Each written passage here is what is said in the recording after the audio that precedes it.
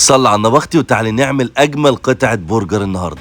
هتروحي عند الجزار اختي واللحمه تكون بلدي، وتختاري اي قطعيه من اللحمه وتفرميها فرم كويس جدا، وتفرديها على الرخام اختي، وتحطي عليها بابريكا وتوم باودر وبصل باودر، وتجيبي بهارات البرجر ودي مهمه جدا هتلاقيها عند العطار، مع سنه من السبع بهارات وحبه ملح، وتقلبيها كويس جدا لغايه ما البهارات تختفي وتمتزج بحته اللحمه. تقسمي قطع على 100 جرام كل قطعه، وبعد كده نبتدي نحطها في المكبس بتاع البرجر. طبعا تقدري تشتري المكبس ده من اي حد بيبيع ادوات منزليه، تحطي الكيسه وتحطي القطعه بتاعتك وتكبسيها، وكده يبقى عندك اجمد قطعه برجر ممكن تشوفيها في حياتك.